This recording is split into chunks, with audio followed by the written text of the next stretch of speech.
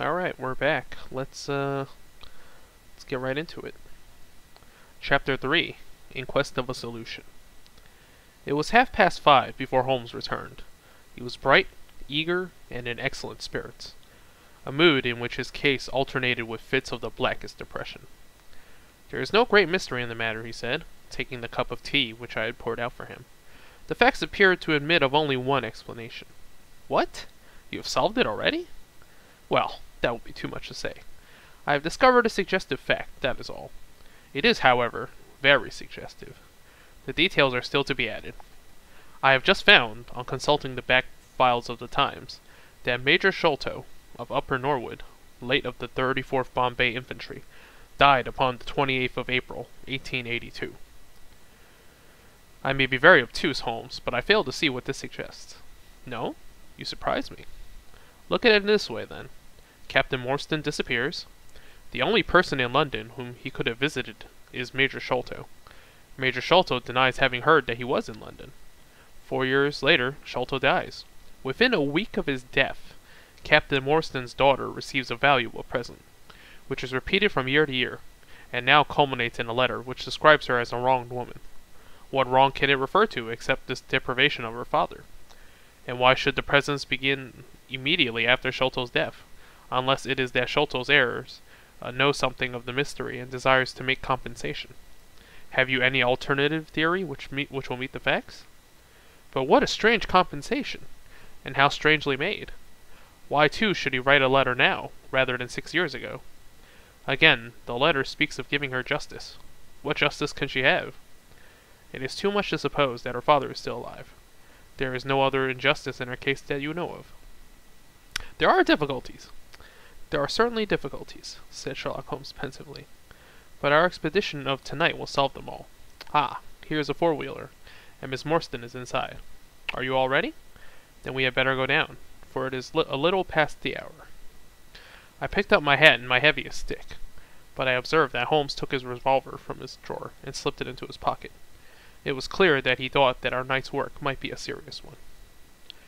Miss Morstan was muffled in a dark cloak, and her sensitive face was composed but pale. She must have been more than a woman if she did not feel some uneasiness at the strange enterprise upon which we were embarking. Yet her self-control was perfect, and she readily answered the few additional questions which Sherlock Holmes put to her. "Major Sholto was a very particular friend of Papa's," she said. "His letters were full of allusions to the Major. He and Papa were in command of the troops at the Andaman Islands, so they were thrown a great deal together. By the way, a curious paper was found in Papa's desk, which no one could understand. I don't suppose that it is of the slightest importance, but I thought you might care to see it, so I brought it with me. It is here." Holmes unfolded the paper carefully and smoothed it out upon his knee. He then very methodically examined it all over with his double lens. "It is paper of native Indian manufacture," he remarked. "It has at some time been pinned to a board. The diagram upon it appears to be a plan of part of a large building with numerous halls, corridors, and passages.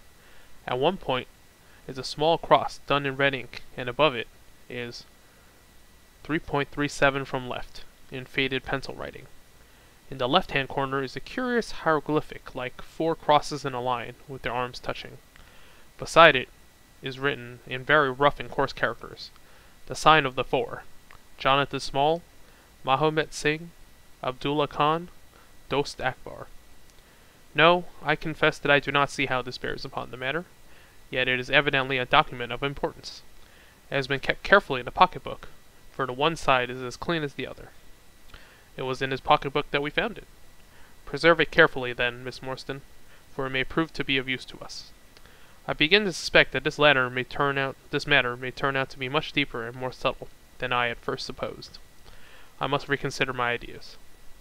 He leaned back in the cab, and I could see by his drawn brow and his vacant eye that he was thinking intently. Miss Morstan and I chatted in an undertone about our present expedition and its possible outcome, but our companion maintained his impenetrable reserve until the end of our journey.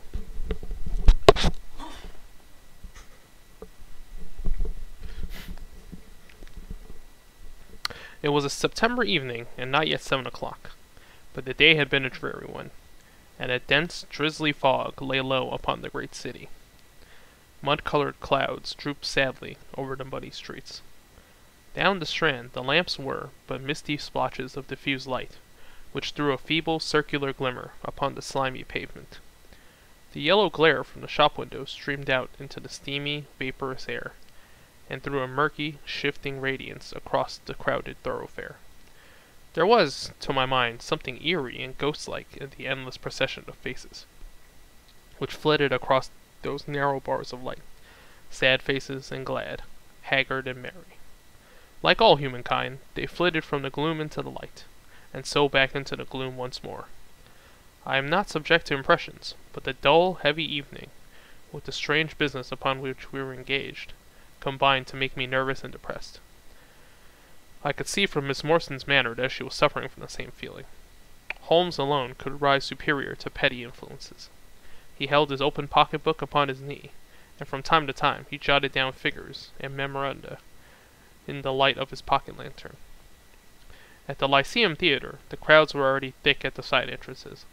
In front of a continuous stream of hansoms and four-wheelers were rattling up, discharging their cargoes of shirt-front men and beshawled, bediamonded women. We had hardly reached the third pillar, which was our rendezvous, before a small, dark, brisk man, in the dress of a coachman, accosted us.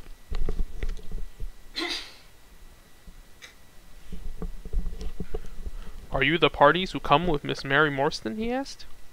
"I am Miss Morstan, and these two gentlemen are my friends," said she. He bent a pair of wonderfully penetrating and questioning eyes upon us. "You will excuse us, miss," he said, with a certain dogged manner, "but I was to ask you to give me your word that neither of your companions is a police officer." "I give you my word on that," she answered. He gave a shrill whistle, on which a street Arab led across a four-wheeler and opened the door. The man who had addressed us mounted to the box, while we took our places inside. We had hardly done so before the driver whipped up his horse, and we plunged away at a furious pace through the foggy streets. The situation was a curious one. We were driving to an unknown place on an unknown errand.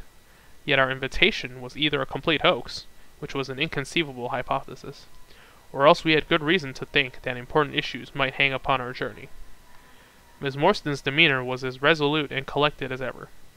I endeavored to cheer and amuse her by reminiscences of my adventures in Afghanistan, but, to tell the truth, I was myself so excited at our situation, and so curious as to our destination, that my stories were slightly involved. To this day, she declares that I told her one moving anecdote as to how a musket looked into my tent at the dead of night, and how I fired a double-barreled tiger cub at it. At first, I had some idea as to the direction in which we were driving, but soon, what with our pace, the fog, and my own limited knowledge of London, I lost my bearings, and knew nothing, save that we seemed to be going a very long way. Sherlock Holmes was never at fault, however, and he muttered the names as the cab rattled through squares and in and out of tortuous by-streets. "Rochester Row," said he. "Now Vincent Square. Now we come out on to the Vauxhall Bridge Road. We are making for the Surrey side, apparently. Yes, I thought so. Now we are on the bridge. You can catch glimpses of the river." We did indeed get a fleeting view of a stretch of the Thames, with the lamps shining upon the broad, silent water, but our cab dashed on, and was soon involved in a labyrinth of streets upon the other side. "Wordsworth Road," said my companion, "Priory Road, Larkhall Lane, Stockwell Place, Robert Street, Cold Harbour Lane. Our quest does not appear to take us to very fashionable regions."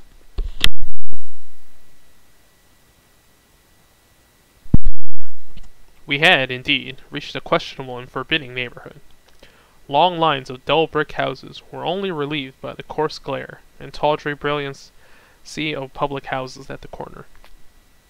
Then came rows of two-storied villas, each with a fronting of miniature garden, and then again interminable lines of new staring brick buildings, the monster tentacles which the giant city was throwing out into the country.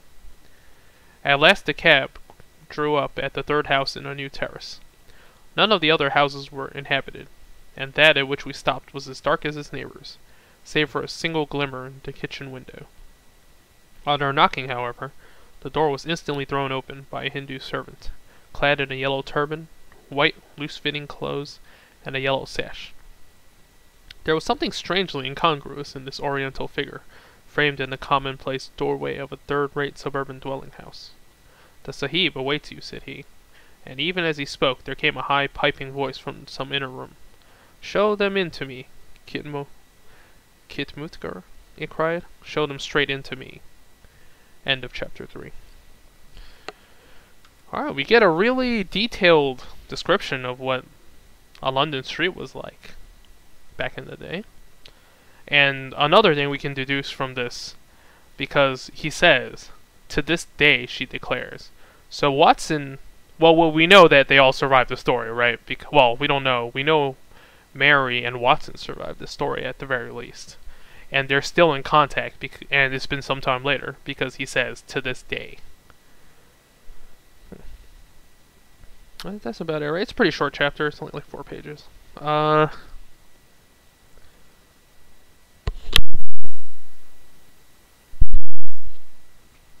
Chapter 4. The Story of the Bald-Headed Man.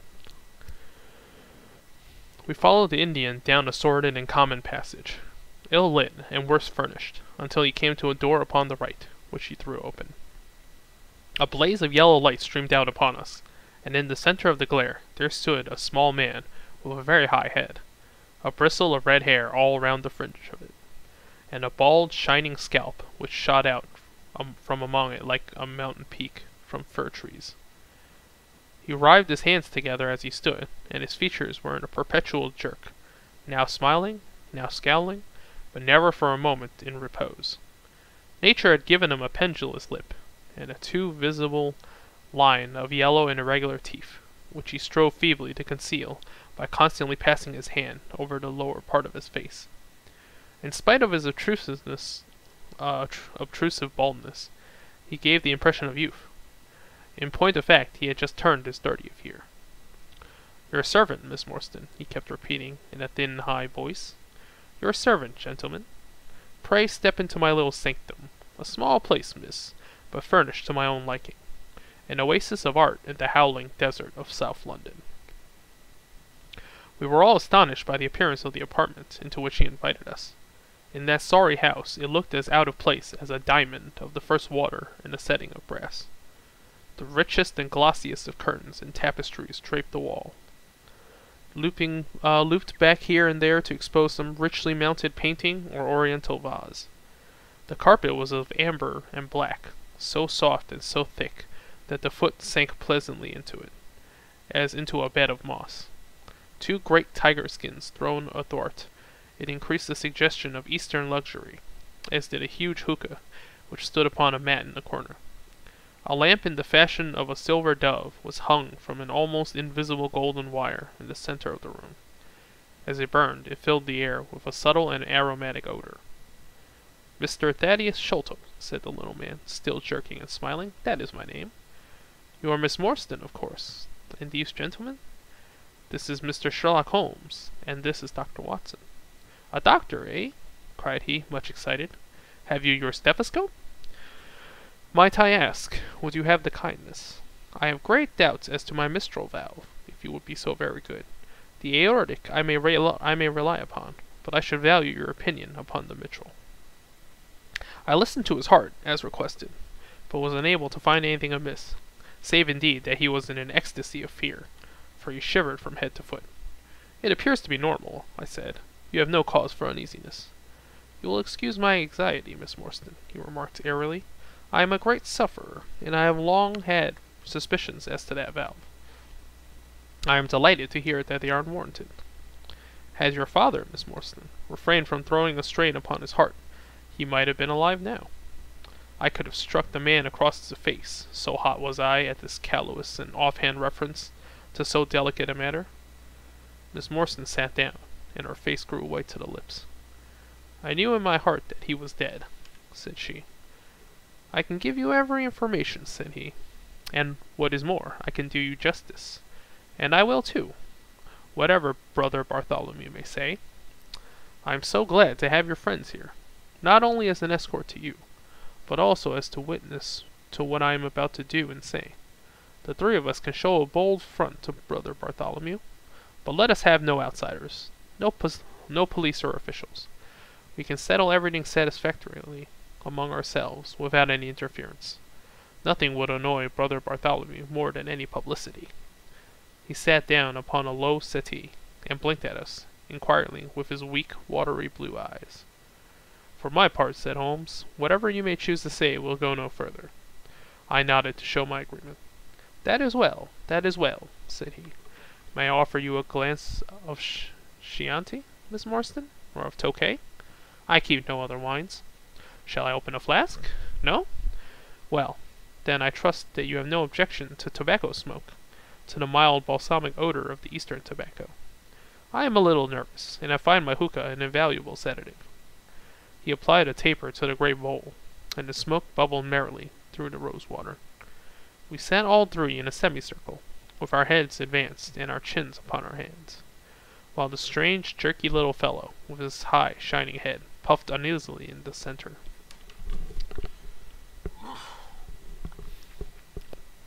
When I first determined to make this communication to you, said he, I might have given you my address, but I feared that you might disregard my request and bring unpleasant people with you. I took the liberty, therefore, of making an appointment in such a way that my man Williams might be able to see you first. I have complete confidence in his discretion, and he had orders, if he were dissatisfied, to proceed no further in the matter. You will excuse these precautions, but I am a man of somewhat retiring, and I might even say refined, tastes, and there is nothing more unaesthetic than a policeman. I have a natural shrinking from all forms of rough materialism. I seldom come in contact with the rough crowd. I live, as you see, with some small atmosphere of elegance around me. I may call myself a patron of the arts. It is my weakness. The landscape is a genuine Corot, and though a connoisseur might perhaps throw doubt upon that Salvator Rosa, there cannot be the least question about the Bouguereau. I am partial to the modern French school. You will excuse me, Mr. Sholto, said Mrs. Marston, but I am here at your request to learn something which you desire to tell me. It is very late, and I should desire the interview to be as short as possible. At best it must take some time, he answered, for we shall certainly have to go to Norwood and see Brother Bartholomew. We shall all go and see if we can get the better of Brother Bartholomew. He is very angry with me for taking the course which seemed right to me. I had quite high words with him last night. You cannot imagine what a terrible fellow he is when he is angry. If we are to go to Norwood, it would be perhaps as well to start at once, I ventured to remark.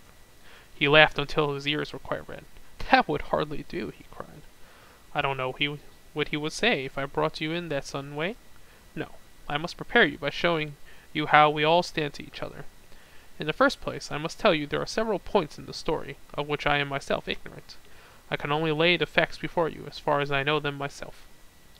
My father was, as you may have guessed, Major John Sholto, once of the Indian Army. He retired some 11 years ago, and came to live at Pondicherry Lodge in Upper Norwood. He had prospered in India, and brought back with him a considerable sum of money, a large collection of valuable curiosities, and a staff of native servants. With these advantages he bought himself a house, and lived in great luxury. My twin brother Bartholomew and I were the only children. I very well remember the sensation which was caused by the disappearance of Captain Morstan. We read the details in the paper, and knowing that he had been a friend of our father's, we discussed the case freely in his presence. He used to join us in our speculations as to what could have happened. Never for an instant did we suspect that he had the whole secret hidden in his own breast, that of all men he alone knew the fate of Arthur Morstan. We did know, however, that some mystery, some positive danger, overhung our father.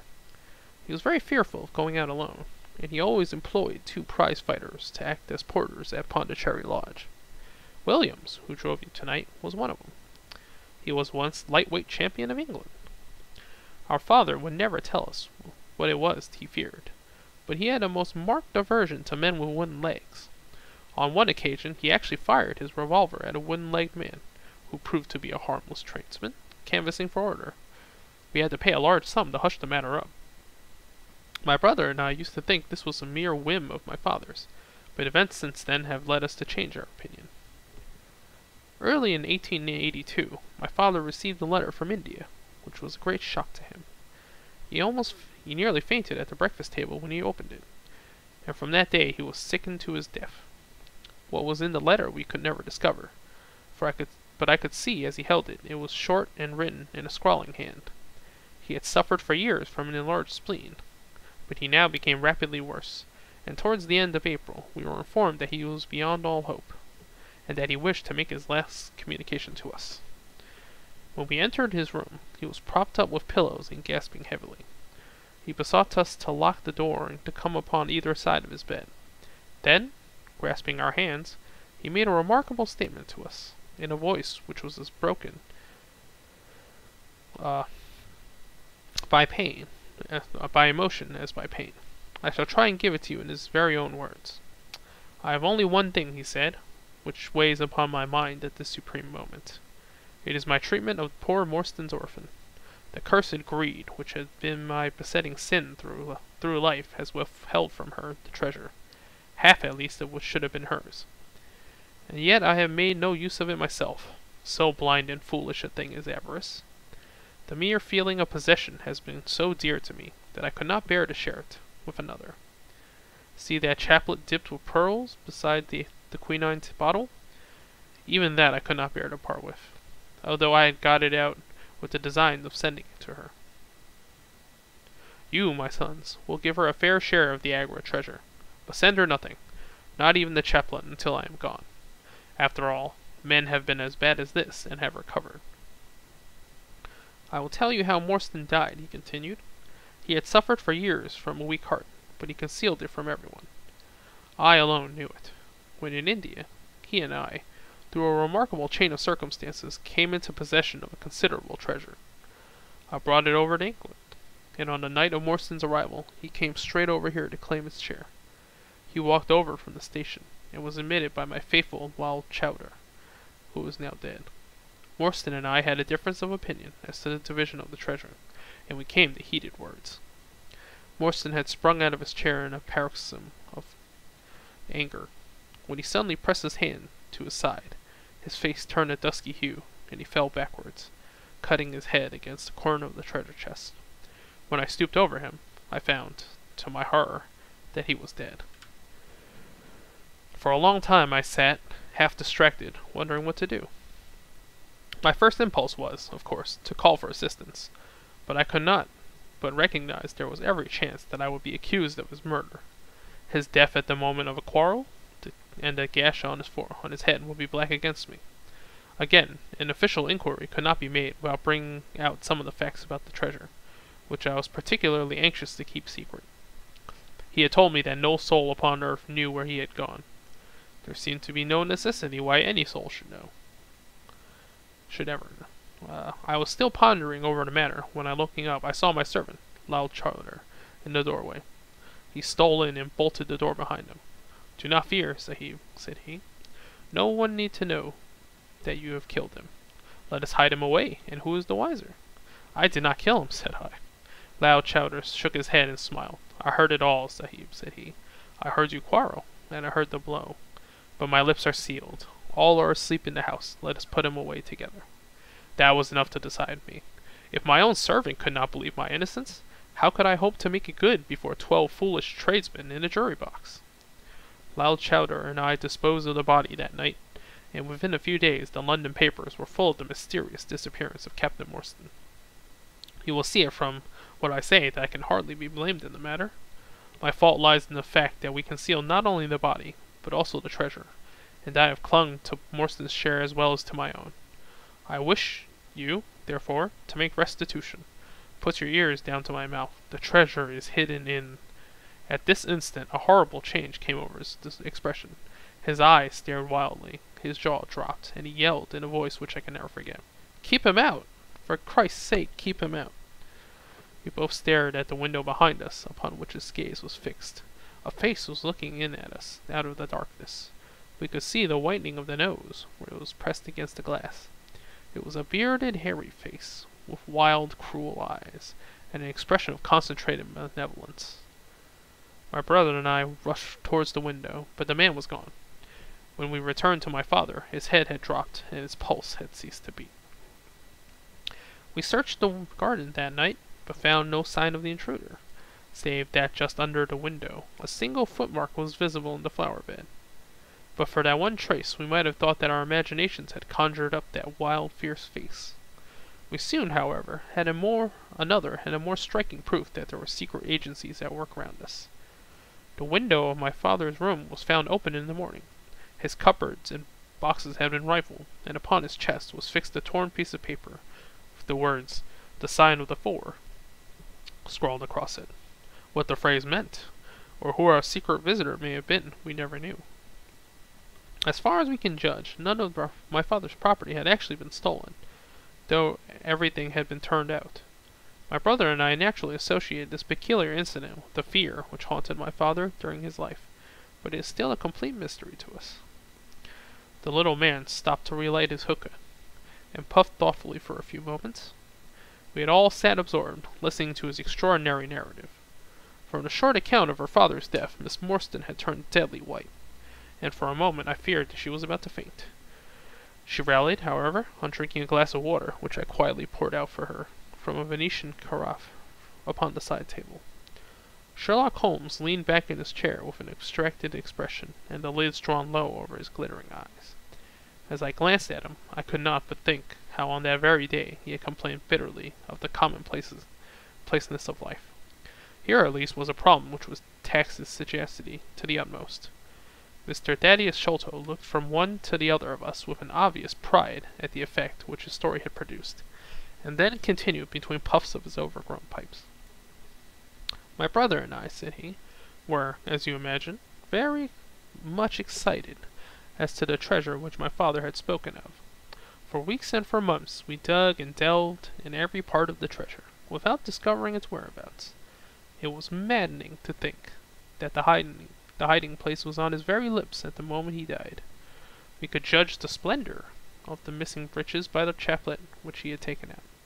Over this chaplet, my brother Bartholomew and I had some little discussion. The pearls were evidently of great value, and he was averse to part with them, for, between friends, my brother was himself a little inclined to my father's faults. He thought, too, that if we parted with the chaplet, it might give rise to gossip, and finally bring us into trouble.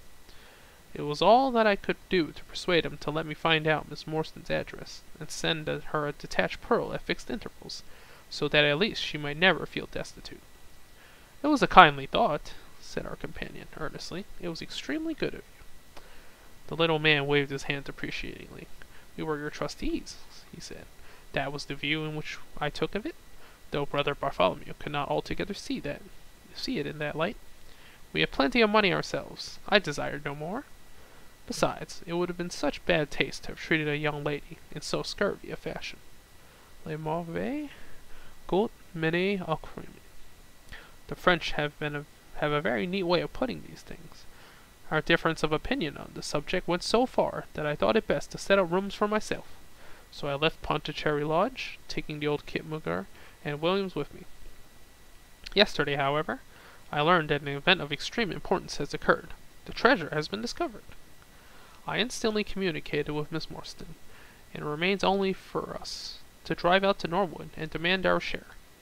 I explained my views last night to Brother Bartholomew, so we shall be expected, if not welcome, visitors." Mr. Thaddeus Sholto ceased, and sat twitching on his luxurious settee. We all remained silent, with our thoughts upon this new development which the mysterious business had taken. Holmes was the first to spring to his feet. "You have done well, sir, from first to last," said he. "It is possible that we may be able to make you some small return by throwing some light upon that which is still dark to you. But, as Miss Morstan remarked just now, it is late, and we had best put the matter through without delay."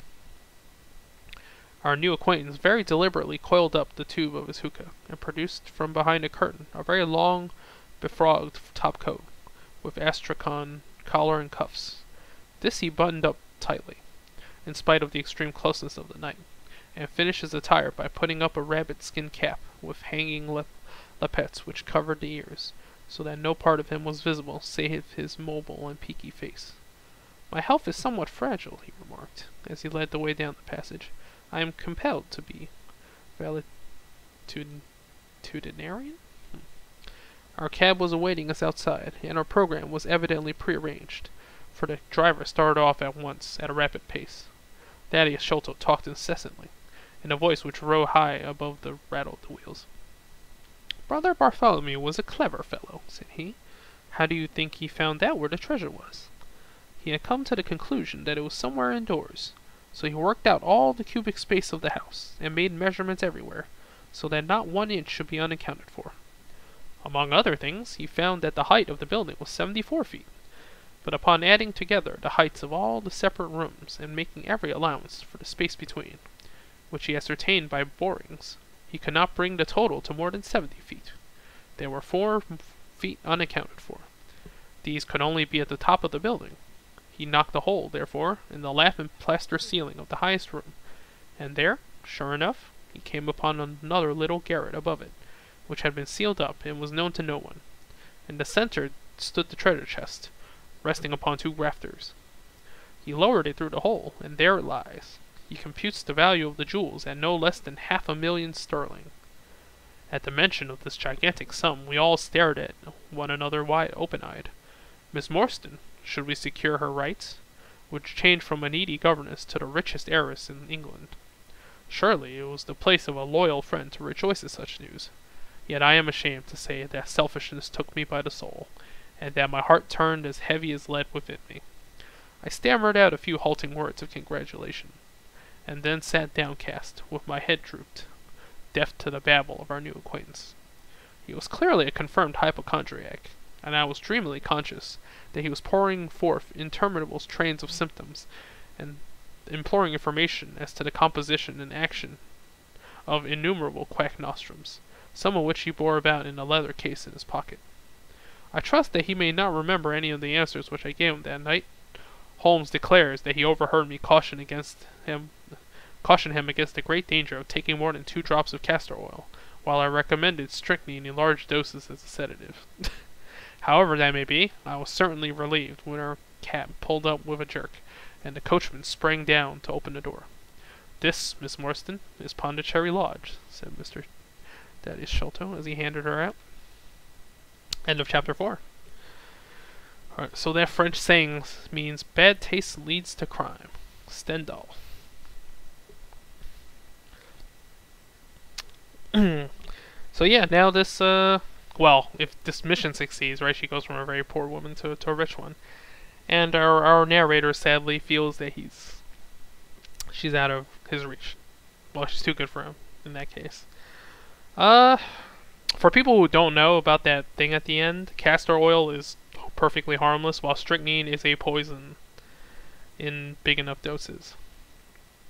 And was used often in poisonings, mostly in stories written by Agatha Christie, and, you know, so the strychnine poisonings were pretty common. Sometimes accidental, because they were in medicines. There were in legitimate medicines also. It's a pretty compelling story about his accidentally... the elder Sholto story. About the accidental death of Mr. Morstan. And that he was convinced that if his own servant didn't believe that he didn't kill this guy, how the hell was he supposed to convince strangers? Right? He would have been... First of all, he didn't want the matter of the treasure to be made public. And second, it would look really bad for him. It's understandable, this avarice of, I want all that treasure for myself. It's understandable, I guess. Certainly, we all know people like that, right? If not, we are. Alright. Yeah. That's pretty much it. We know Watson's certainly very attached to Miss Morstan at this point, because he was about to hit that guy when Sholto offhandedly just tells her that her father is dead. He seems nice enough, although he's a hypochondriac and constantly worried about his own health. Well, we all know people like that too, don't we? Alright, well, let's just end it here. End of chapter 4. Thanks for listening.